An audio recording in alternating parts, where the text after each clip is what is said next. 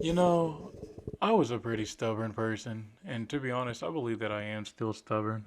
A lot of people say that they get it from their family members or they get it from something or someone close to them. They say that it runs in their blood, but honestly, I wouldn't know. What I do know is that however you are is based off of whatever you've experienced in your day to day, how you've seen things through your life.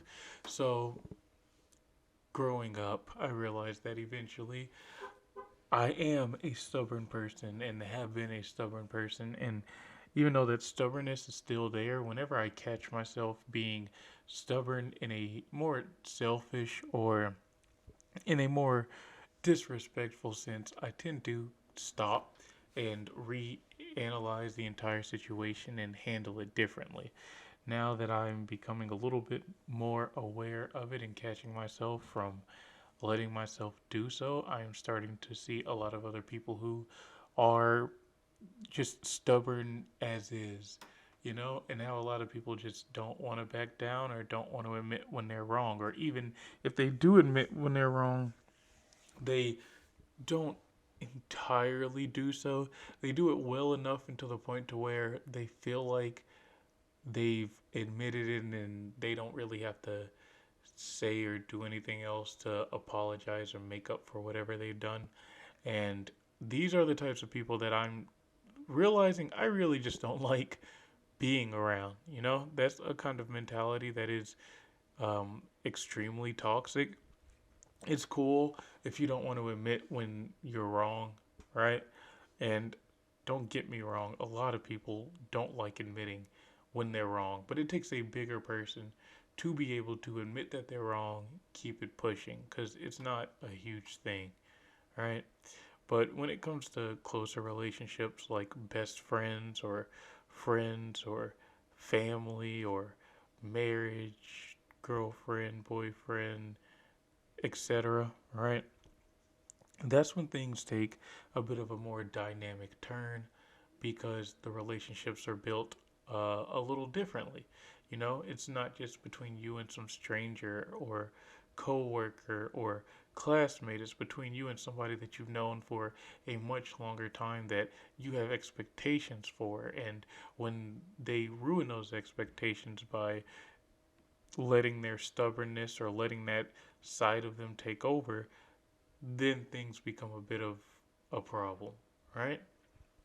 And so that's what I've ran into lately is stubbornness to that degree. And it's very upsetting, but then again, I've lowered my expectations for a lot of the people that are close to me because I've realized that a lot of them are just going to let me down, right? It's not necessarily that I'm expecting it, but I mean, it's bound to happen. And so, one of those people just recently got into this whole back and forth childlike argument with me over something that just wasn't big at all, you know? And there are a lot of different ways that I could go about this, but what I decided to do was just distance myself from them, um, give myself a bit of a break from them, and go on about my day. And now that I've had some time to, cool down and deal with some other stuff that I've been dealing with for the day, I decided to just record and uh, use some more of the footage that's older that I'm trying to get rid of and let everybody know, if you're going through something like this or if you have gone through something like this, I'd say, give yourself some time, some space to just breathe. And once it's happened, I guess be aware that it can happen again. So lowering your expectations for um, what to expect from that person or those people can make life a whole lot easier. Uh, if you are one of those people, maybe you don't even realize it because maybe you haven't had a situation like that, or maybe you feel like you weren't in the wrong over whatever the case may be, I'd say take a look at it. I'd say take a break and look at it from a different perspective. Maybe you'd find something a little more different, something that you can take in with an open mind. But yeah, that was basically just what I wanted to get across. I hope everybody's having a good day. I've been listening, well, not recently, but I heard it, and every now and then it just plays in the back of my head, like recently today. Um, a song by Ali and AJ. Um, I believe it's called Potential Breakup Song. And there's like a version for kids, which is a version I grew up listening to. I want to say it was through like Disney, but then there's another version that is not for kids, and same song, just with curse words, a little more adult like, and I think it fits obviously a lot better now that I am an actual adult. But yeah, I was thinking about it, and I I haven't like just read through the whole lyrics page or whatever, but from what I believe I can remember, there's a part of the song where it's the chorus. It's something like, "This is a potential breakup song.